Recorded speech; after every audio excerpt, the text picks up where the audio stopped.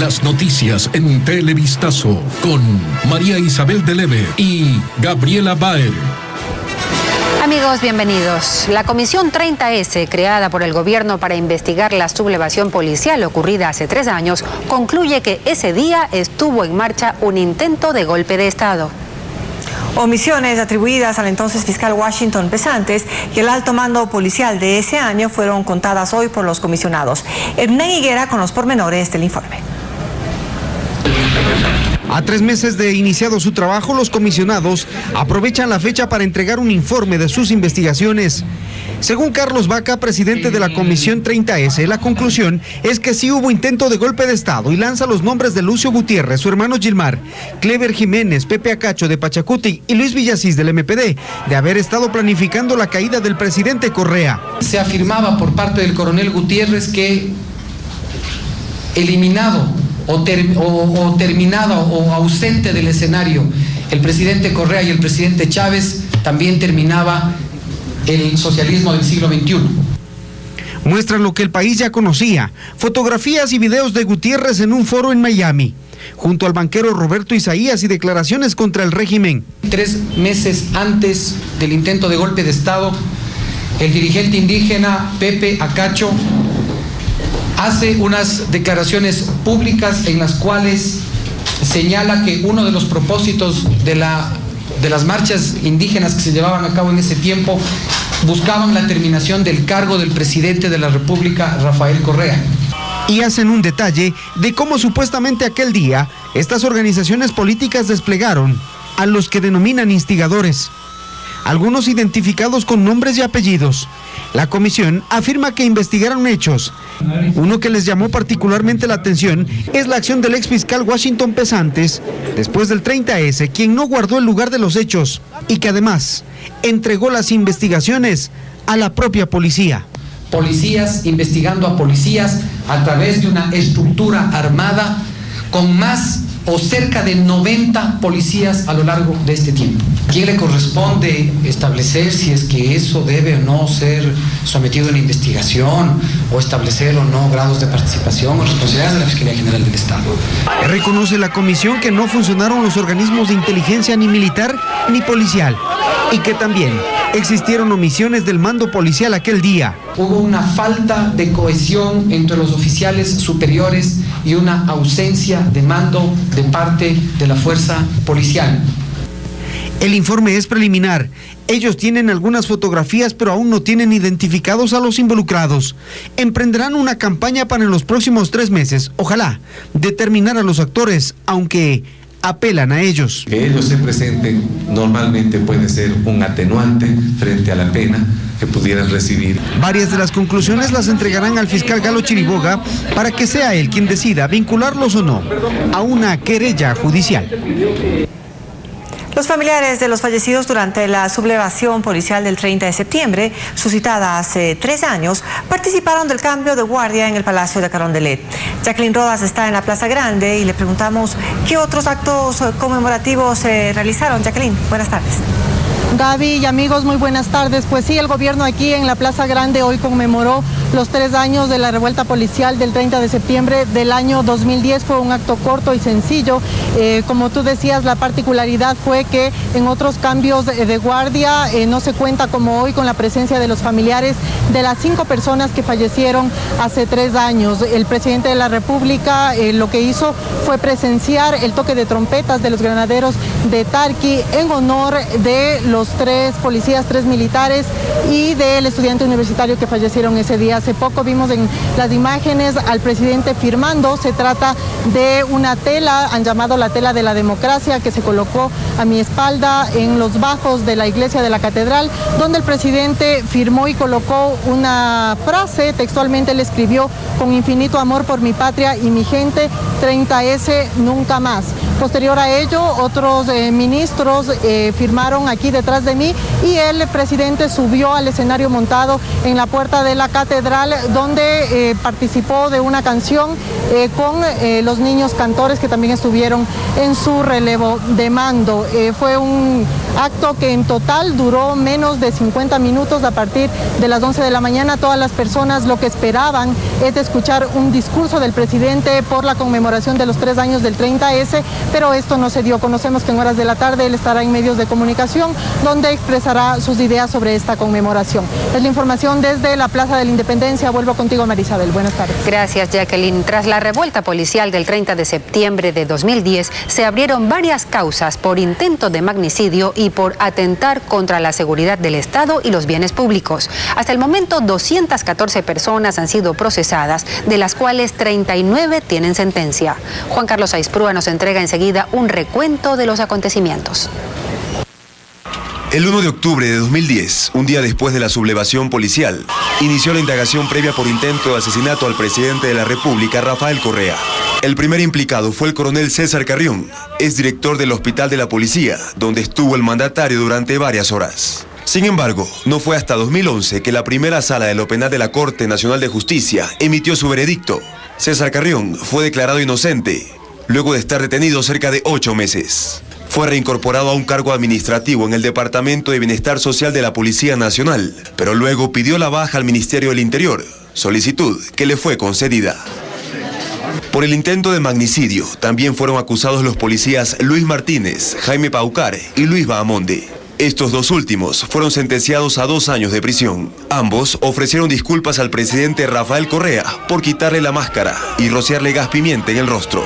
Luego de ello, el mandatario firmó el decreto ejecutivo para concederles el indulto. Además, el Tribunal Segundo de Garantías Penales de Pichincha declaró culpables al ex jefe de la escolta legislativa Rolando Tapia y 5 policías acusados por el delito de atentado contra la seguridad del Estado, debido a los disturbios dentro de la Asamblea Nacional. Tapia fue sentenciado a 3 años de prisión, pero solo estuvo 2 gracias a un pedido de su abogado. El fiscal distrital de Pichincha recomendó que se le otorgue la libertad condicional por cumplir con la mayor parte de la pena. Además, se basaron en un informe que señala que Tapia demostró buena conducta durante el año que estuvo recluido. Entre los demás policías estaba Marco Tibán, hermano del asambleísta Lourdes Tibán, quien fue sentenciado a 1 año de prisión, pero le rebajaron la condena y quedó en libertad luego de 9 meses de permanecer recluido. La lista continúa. A mediados de este año estuvo detenido el policía Johnny Casalombo, a quien se le atribuyó el delito de magnicidio. Fue el ministro del Interior José Serrano quien presentó la denuncia en base a un video. La defensa de Casalombo demostró que se encontraba fuera de la ciudad el 30 de septiembre de 2010 y que no participó de estos hechos. A finales de agosto fue liberado. Las sentencias por la revuelta policial no solo se dictaron en Pichincha. En Cotopaxi, 7 personas fueron sentenciadas a 1 año de cárcel por invasión de bienes públicos con actos delincuenciales. 4 de ellos, funcionarios de la Universidad Técnica de Cotopaxi, fueron declarados inocentes luego de presentar un recurso de casación aceptado por la Sala Penal de la Corte Nacional de Justicia. Según la Fiscalía General del Estado, hasta el momento, de 214 procesados, solo 39 han recibido sentencia, es decir, el 18%. Y recuerde que los temas de interés se actualizan minuto a minuto para usted en ecuavisa.com, nuestro portal electrónico con noticias de Ecuador y del resto del mundo. Vamos a una primera pausa y al regresar, ni entregaré recursos ni pediré permiso, responde así el alcalde Jaime Nebot al ministro de Educación. Además, la propaganda electoral para los comicios del 2014 ya se observa en varios cantones de la costa. La autoridad electoral hace advertencias con los gastos. Gracias por seguir en nuestra sintonía. Observamos el Puente de la Unidad Nacional, un complejo vial que enlaza la ciudad de Guayaquil con los cantones San Borondón y Eloy Alfaro Durán. Consta de 4 puentes. Seguimos con más información. El alcalde de Guayaquil, Jaime Nebot, mantiene su posición de no pedir permiso al ministro de Educación para intervenir en las escuelas fiscales. En un comunicado publicado en una de sus cuentas en redes sociales, afirma lo siguiente. El viernes pasado, el ministro de Educación, Augusto Espinosa, estuvo en la gobernación del Guayas esperando al alcalde Jaime Nebot para firmar un convenio que defina los mecanismos de inversión municipal en el sector educativo. Pero el personero municipal nunca llegó. De allí la advertencia. Y al señor Nebot, converse o no converse, se firme o no se firme convenio, la próxima vez que quiera ingresar a un establecimiento educativo fiscal, tiene que pedir autorización. Y para dar la autorización, deberá enmarcarse en la política educativa nacional. No va a poder hacer lo que le da la gana. La respuesta llegó en la cuenta de Facebook del alcalde. Ahí, Nebot escribe: la alcaldía ha hecho un enorme y variado aporte a la educación de niños y jóvenes en Guayaquil desde hace 8 años. El que hace politiquería sobre el tema desde hace 8 días es el ministro del ramo. Esa actitud es absolutamente inconstitucional, centralista y tan ridícula que ha causado risa y desprecio hasta en ciertos alcaldes allegados a Alianza País. El comunicado continúa diciendo: ni entregaré recursos ni pediré permiso. Que el ministro dé permiso a sus subalternos. El alcalde de Guayaquil no lo es. Paralelamente, hoy en la mañana el presidente Rafael Correa dio una entrevista que Diario Expreso recoge en su cuenta Twitter. Las escuelas son del gobierno. Si tanto quiere arreglar las escuelas, que traspase el dinero. Y también, lo que puede hacer Nebot es asfaltar las calles alrededor de las escuelas. El Consejo Nacional Electoral monitorea la propaganda electoral anticipada que se observa en distintas ciudades del país. Como nos cuenta Lenin Artieda, aunque esta promoción no puede ser prohibida, su costo sí será imputado a los candidatos y organizaciones políticas. Alcaldes que buscan la reelección y promocionan sus obras, precandidatos que dicen ser la mejor opción, paredes pintadas con colores de organizaciones políticas e incluso con leyendas. A 4 meses de las elecciones seccionales, la campaña electoral va tomando forma. Y esto que se configura como una campaña anticipada no tiene ninguna sanción. Pero según Abdón Sánchez, jefe de participación política de la delegación electoral del Guayas, los sujetos políticos deben tener cuidado. Lo que sí tienen es que saber cuánto más o menos pueden gastar en esta precampaña o en una campaña de elecciones primarias. La gente a veces no piensa que eso va a ser imputado al gasto de campaña general.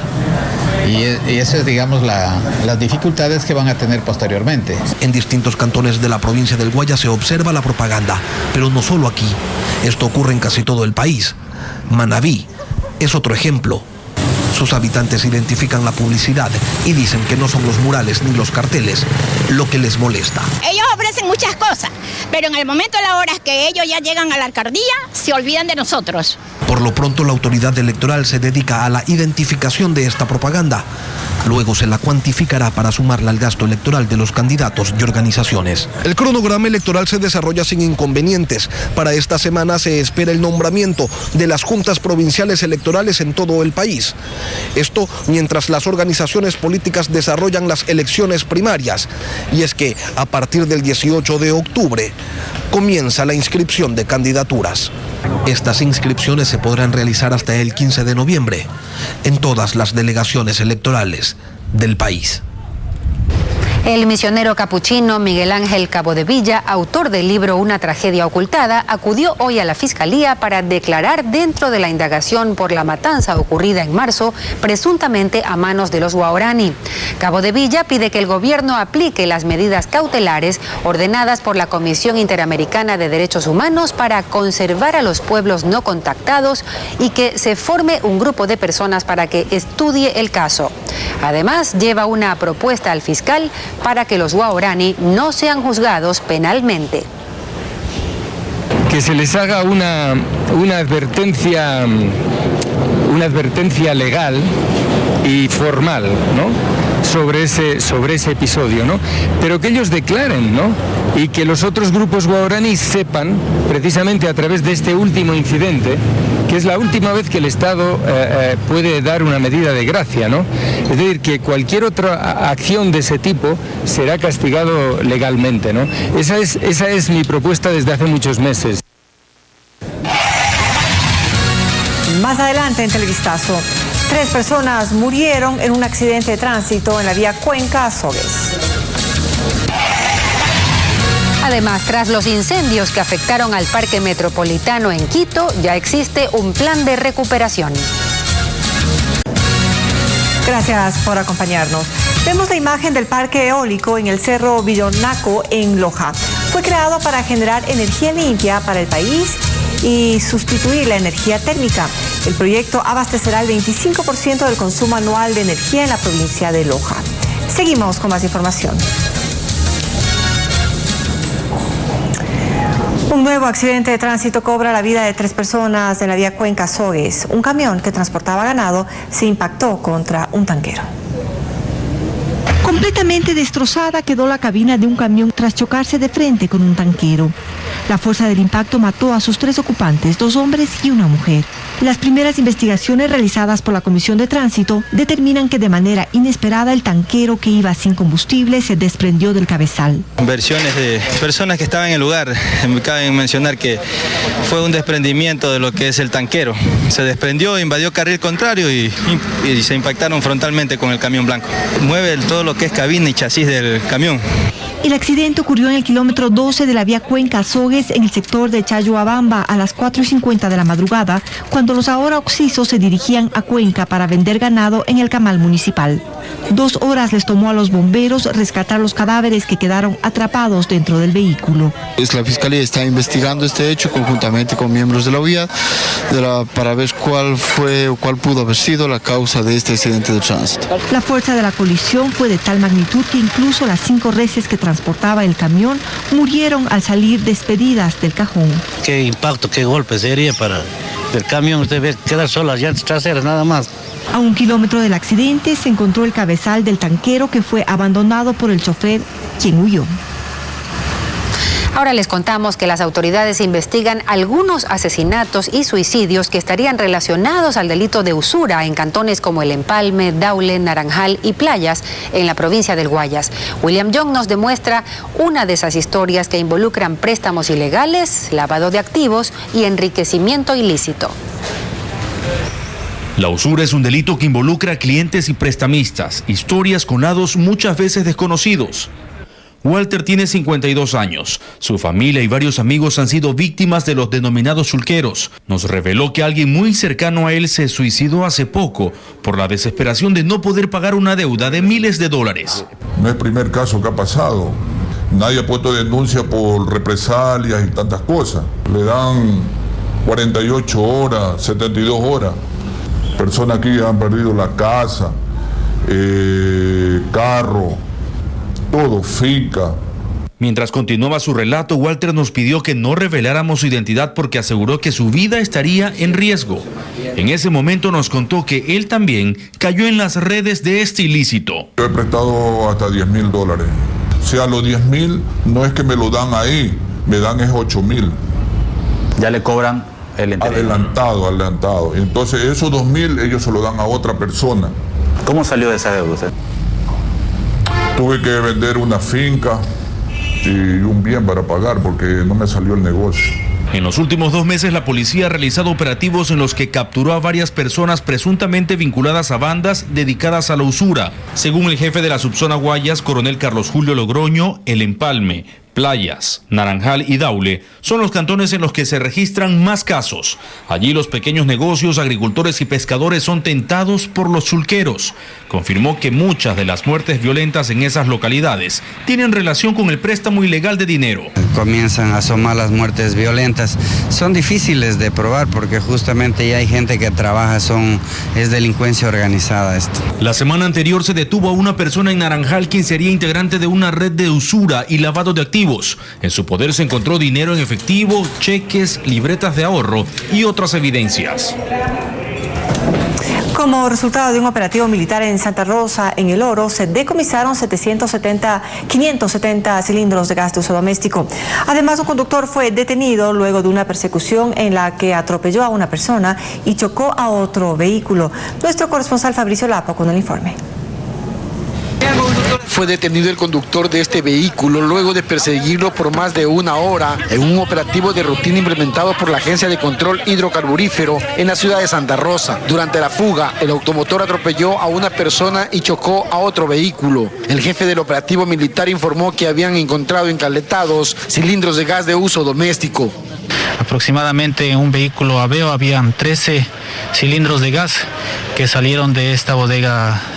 De inmediato, miembros del Ejército, de la Fiscalía y de la Policía Judicial montaron un operativo y allanaron esta bodega situada en el centro de Santa Rosa, donde decomisaron 500 cilindros de gas licuado de petróleo. El coronel Washington Buñay, comandante de la brigada número 1 de El Oro, sostiene que por la hora y el modo en que eran transportados los cilindros, presumen que iban a ser traficados. Como resultado de esta operación militar, un vehículo detenido, 5 personas detenidas y puestas igual a órdenes de la autoridad competente, un arma de fuego.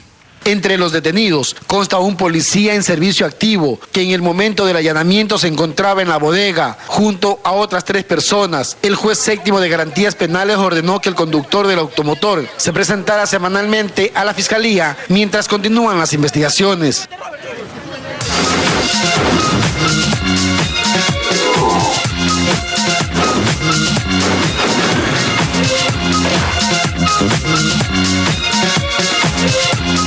Buenas tardes amigos, bienvenidos, es un gusto estar con ustedes. Iniciamos por supuesto con nuestro segmento Gente y empezamos con buenas noticias. Una película de producción ecuatoriana y española fue premiada en el Festival de San Sebastián. Se trata de Asier Eta Biok. María José Hidalgo nos cuentamos, veamos.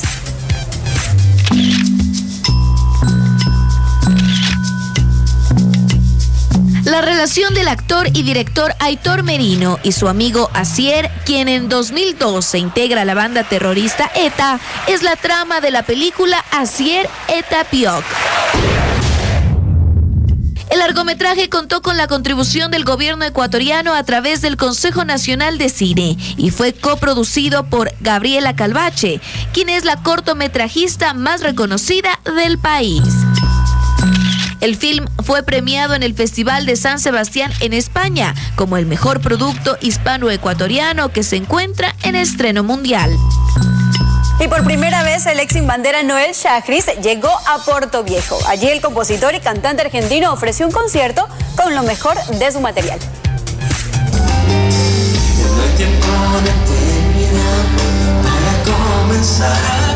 Sin duda alguna, el argentino Noel Chagris se divirtió este fin de semana en la ciudad de Puerto Viejo cantando para un público que vibró con canciones como No veo la hora, Historia entre mis dedos y Eres sirena, además de otras nuevas que dijo serán parte de su nuevo disco.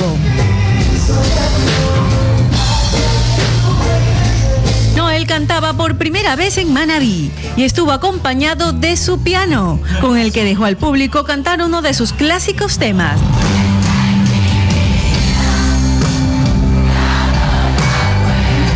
Y sí que sorprendió, porque hasta un bailecito sexy hizo sobre el escenario. Miren este movimiento de caderas. Durante todo el show se mostró relajado y feliz, así como sus fans que quedaron más que satisfechas con su presentación. Todo es perfecto. Su canción de él, su manera de dirigirse a la gente, su sencillez. En Puerto Viejo, Noel se lució y se pasó con el público portovejense. Después de 5 minutos. Con más de 45 años de carrera musical, el español Luis Eduardo Aute cantó en Guayaquil. A continuación les mostramos algo de este show que contó con nuestro cantautor Luis Rueda como invitado especial. La plataforma del MAC en el malecón Simón Bolívar de Guayaquil se llenó con los amantes del género conocido como música de autor. Esto por la presencia de Luis Eduardo Aute, quien por primera vez cantaba en el puerto principal. Pero antes que el trovador salga a escena, el ecuatoriano Luis Rueda calentó motores con su guitarra y excelente interpretación de sus canciones clásicas y las que prepara para su nueva producción discográfica. Ese enlace Y llegó el turno del cineconcierto de Aute, proyectando su cortometraje El Niño y el Basilisco, el que es parte de su nueva producción El Niño que miraba el mar, y de la cual cantó todos sus temas, entre esos Un ser humano. Y así vamos viviendo de acto en acto, con máscaras de gozo y de dolor, sabiendo que no habrá ningún retrato en esta farsa sin apuntador. Aute cantó por 3 horas y agradeció el aprecio que durante sus más de 45 años de carrera le han brindado, cantando canciones como Al alba, Mojándolo todo, Alevosía, Humo y Azar y muchas más. Este mismo concierto se iba a dar en Quito, pero fue cancelado a última hora. Y Filipinas se llevó su primera corona en el Miss Mundo 2013. Megan John, de 23 años, estudiante de dirección cinematográfica, se alzó con la corona entre las 127 candidatas en una gala desarrollada en Indonesia, a pesar de las múltiples protestas contra los concursos de belleza. Miss World 2013. Guapísima. Así me despido, nos vemos por la noche. Les dejo un beso, buena tarde.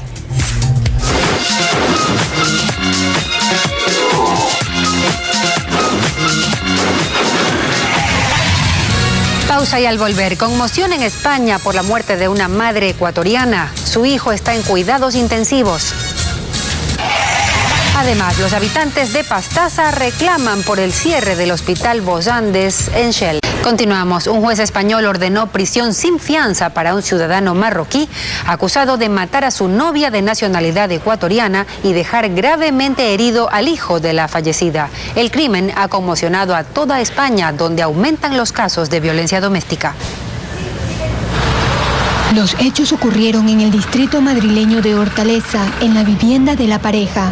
Allí Mohamed C. apuñaló a su compañera sentimental, la ecuatoriana Bélgica M., de 38 años, después de una discusión. También en el ataque resultó herido de gravedad el hijo de la víctima, quien tiene 12 años. El pequeño sufrió 2 heridas craneales con un arma blanca y fue hospitalizado en estado crítico.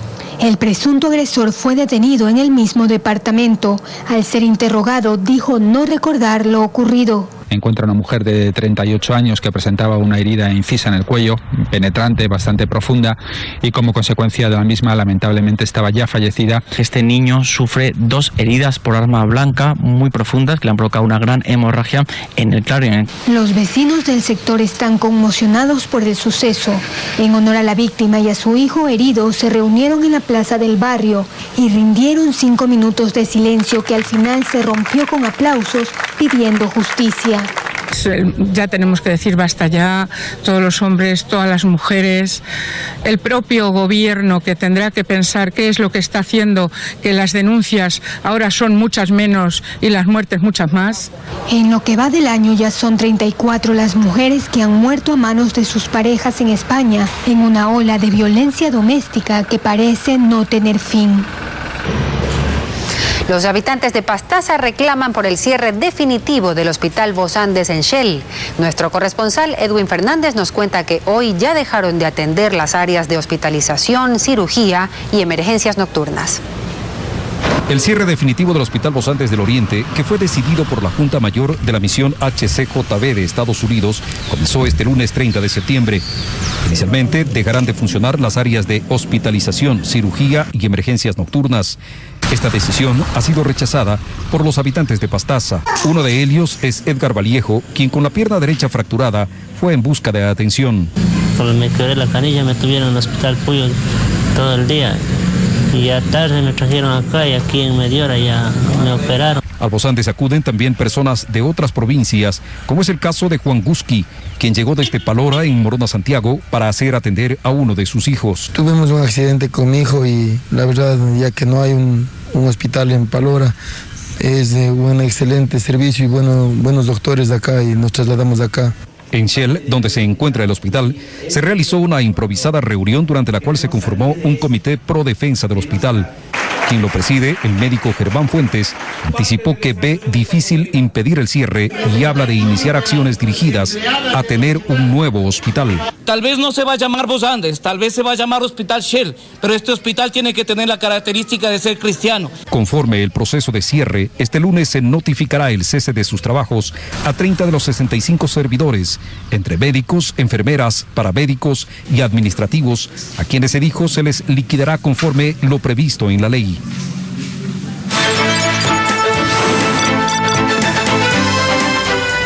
Tal como se esperaba, el Papa Francisco anunció hoy que sus antecesores, Juan Pablo II y Juan XXIII, serán canonizados el próximo 27 de abril. Además, el Vaticano dio a conocer que el Sumo Pontífice se reunirá mañana por primera vez con los cardenales que le ayudarán en el gobierno de la Iglesia Católica y estudiarán la reforma de la Curia Romana. Juan Pablo II y Juan XXIII serán elevados a los altares el 27 de abril del 2014, justo el primer domingo después de la Semana Santa, cuando la Iglesia Católica celebra la fiesta de la Divina Misericordia. El anuncio lo hizo el Papa Francisco en latín durante el consistorio celebrado hoy junto con los cardenales y durante el cual exaltó la vida de ambos pontífices. Apostolorum. La santificación del Papa polaco, cuyo mandato duró casi 27 años, se debe a un clamor público y a la certificación de un milagro, hecho por la Congregación para las Causas, el organismo que evalúa a los candidatos a la santidad. En cuanto a Juan XXIII, su canonización se da sin esperar milagro alguno, en un hecho inédito. Además de este importante anuncio, el Vaticano informó que el Papa Francisco se reunirá mañana por primera vez con los 8 cardenales que le ayudarán a desarrollar una reforma del gobierno central de la Iglesia. Según el portavoz de la Santa Sede, Federico Lombardi, el Papa quiere primero escuchar antes de tomar una decisión. El ministro de Relaciones Exteriores de Siria, Walid Mualem, dio su discurso hoy en el seno de las Naciones Unidas, donde rechazó la definición del conflicto sirio como guerra civil, argumentando que el gobierno de su país está librando una guerra contra el terrorismo, son sus palabras. Denunció además que algunos países aseguran estar luchando contra los terroristas al mismo tiempo que apoyan a los rebeldes en Siria. El gobierno federal de los Estados Unidos está al borde del cierre si el Congreso no aprueba el presupuesto anual antes de esta medianoche. Si republicanos y demócratas no logran ponerse de acuerdo, mañana más de 800,000 trabajadores federales cuyas labores son consideradas no esenciales serán mandados a sus casas y millones de personas seguirán trabajando sabiendo que no van a poder cobrar. El tema en pugna es la reforma de salud impulsada por el presidente Barack Obama, conocido como Obamacare. El municipio de Quito estableció 3 fases para la recuperación de las áreas afectadas por los incendios en el Parque Metropolitano. El Cabildo invita a todos quienes deseen colaborar en la rehabilitación a plantear sus propuestas de manera organizada mediante un correo electrónico creado para el efecto. Andrea Marín nos tiene el reporte. Cerca de 99 hectáreas permanecen aisladas por seguridad en el Parque Metropolitano de Quito. La recuperación de estas zonas afectadas por los incendios se realiza en 3 fases según el municipio de Quito. La primera contempla limpieza y confinamiento. A partir de este lunes hasta el 30 de diciembre próximo, se efectuarán dentro de ello aperturas parciales. Lo que estamos haciendo en este momento es desalojando el material que está absolutamente quemado, desalojando el tema de ceniza, evitando que fundamentalmente todos los sistemas de escorrentía que dan a la Simón Bolívar se vayan a tapar o afectar. Básicamente la afectación de zona quemada llega a 52 hectáreas y la afectación de zona afectada, aunque no necesariamente quemada, prácticamente en total podemos estar cerca de 100 hectáreas. En una segunda etapa se rehabilitarán las áreas y se recuperará el parque, para lo que se dispondrá de equipamiento en áreas recreativas y senderos. En esta fase también habrá un proceso de concienciación y educación ambiental, y en la tercera etapa se hará la reforestación. Hacer un diagnóstico de las especies que realmente están quemadas, están muertas, para hacer un reemplazo. Abono y básicamente esperar a que haya un buen invierno para reforestar. Si no hay un buen invierno, todos los esfuerzos quedan en cero. Vamos a establecer un vivero específico, seguramente cerca, para hacer todos los temas de reforestación. Según el alcalde Barrera, múltiples han sido las propuestas ciudadanas para colaborar en la recuperación del parque, por lo que se ha diseñado un plan para canalizarlas. Hemos abierto un correo específico que es este que está ahí, parquemetropolitano@quito.gov.es, para que la gente pueda escribirnos, pueda enviarnos o pueda llamar para organizar este esfuerzo. He visto que hay gente que quiere donar árboles, una maravilla, digamos, podemos incorporar eso en el vivero. Si bien para las autoridades la presencia de las lluvias favorecerá la reforestación, los trabajos se acelerarán para evitar deslizamientos.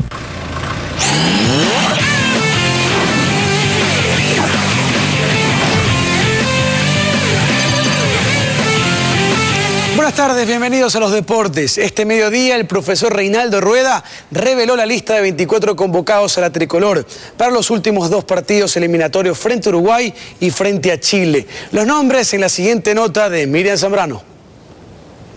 Son 15 jugadores del campeonato nacional y 9 internacionales los últimos llamados por Reinaldo Rueda para defender los colores patrios. Ellos son los arqueros Alexander Domínguez, Máximo Banguera y Adrián Bone. Los defensas Walter Ayoví, Oscar Bagüí, Gabriel Corozo, Frickson Erazo, Jorge Guagua, Juan Carlos Paredes y Gabriela Chilier. Los volantes Segundo Castillo, Renato Ibarra, Edison Méndez, Jefferson Montero, Cristian Novoa, Luis Fernando Saritama, Antonio Valencia, Alex Bolaños y una de las sorpresas, Junior Sornosa. Y los delanteros Jaime Ayoví, Felipe Caicedo, Ener Valencia, Joao Rojas y Fidel Martínez. La otra sorpresa de la convocatoria para los encuentros que se disputarán el 11 de octubre frente a Uruguay en el Atahualpa y el 15 de visita contra Chile, en el cierre de las eliminatorias rumbo al Mundial de Brasil que se jugará en junio y julio del próximo año.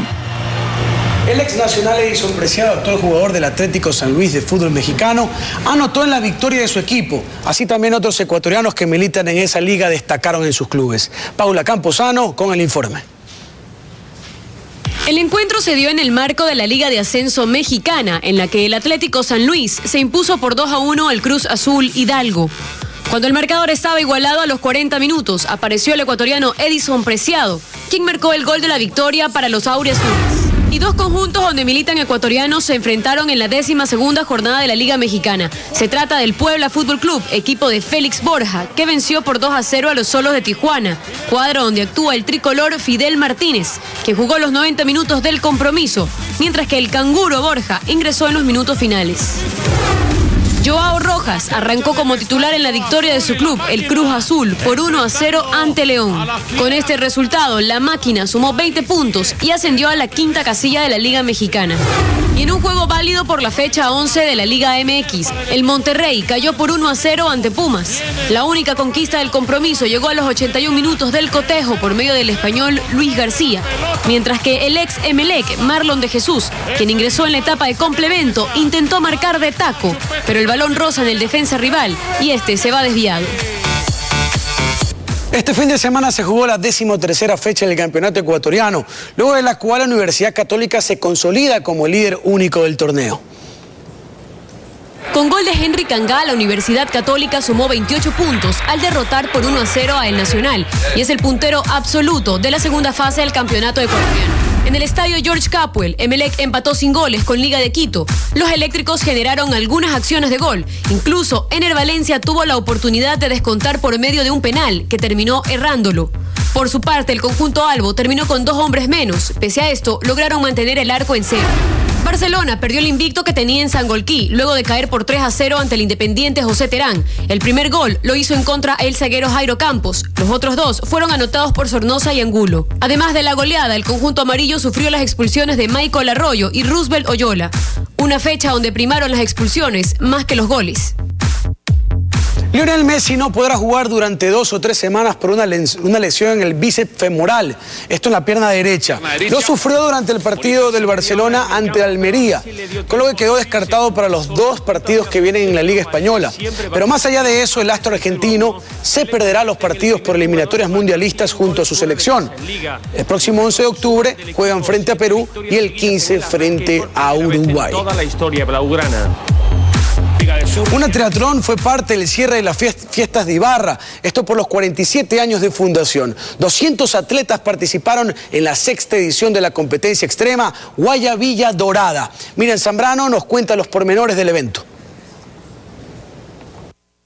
La competencia inició a las 7 de la mañana en la laguna de Yaguarcocha, provincia de Imbabura, en donde la categoría élite debía cumplir 750 metros de natación a muy baja temperatura. Luego, completar 18 kilómetros en bicicleta a través de la montaña para terminar con 5 kilómetros de atletismo por las calles del barrio La Victoria. Andrés Argotti, de 23 años, con una marca de menos de 1 hora, fue el vencedor en la categoría élite tras 5 años de retiro y otros 4 intentos previos por llegar al podio. Este año participé en 4 campeonatos nacionales, sin embargo no me fue tan bien, pero contento de este triunfo ahora. En mujeres, Lorena Erazo, de 20 años, fue la ganadora y consiguió además bajar 15 minutos la marca con la que ganó el año pasado. Muy fuerte, pero súper divertida.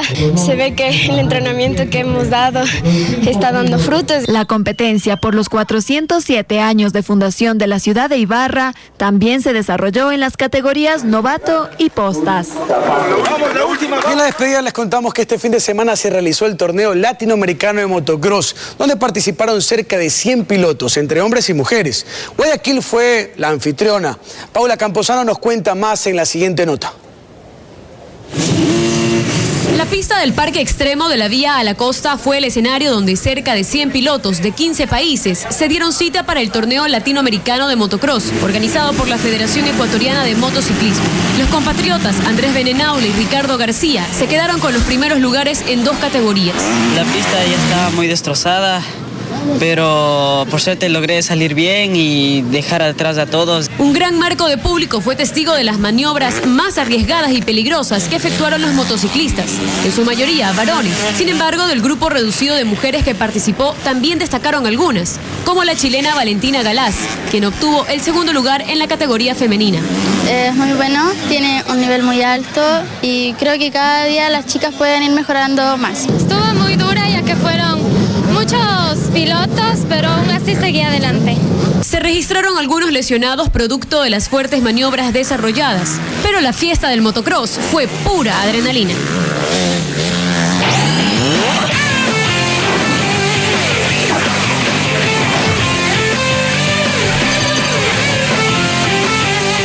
Ahora les contamos que comenzó el proceso de cerramiento de la estructura del antiguo edificio del Ministerio de Agricultura en Guayaquil. Como nos explica María Mercedes Cuesta, la demolición mecánica comenzará esta semana y tiene un plazo de 8 meses.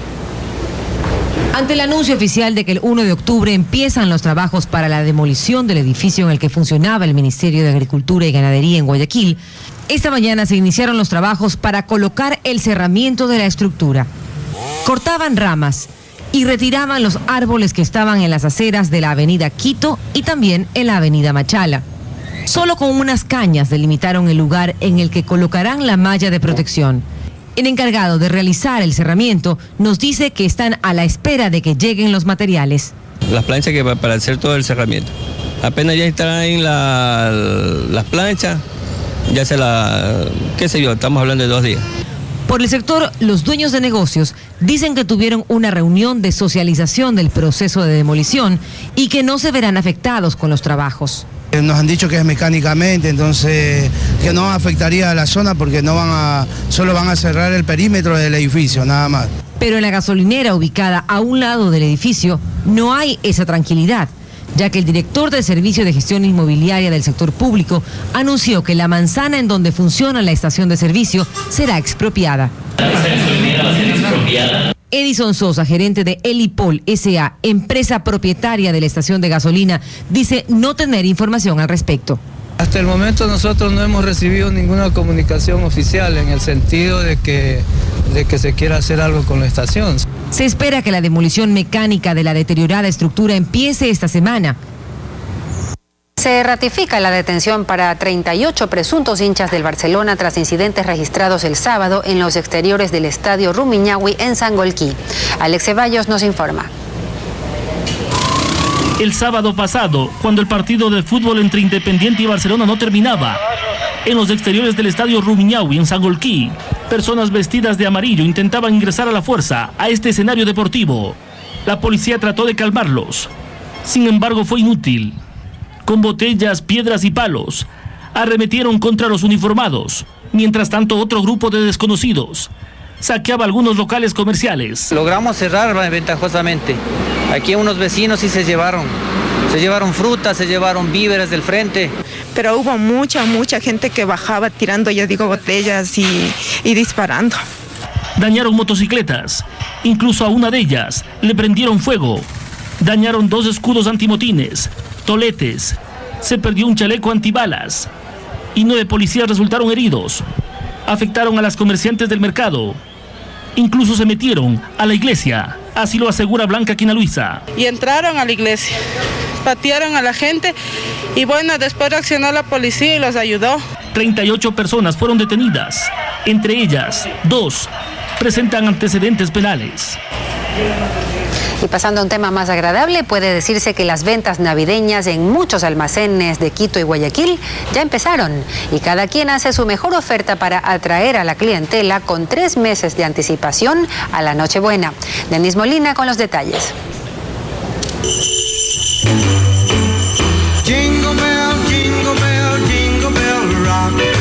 Ver a Papá Noel en septiembre es un poco extraño para muchos, pero para los aficionados a las compras navideñas, no. Son decenas de almacenes que sacan sus mejores productos y promociones con meses de anticipación.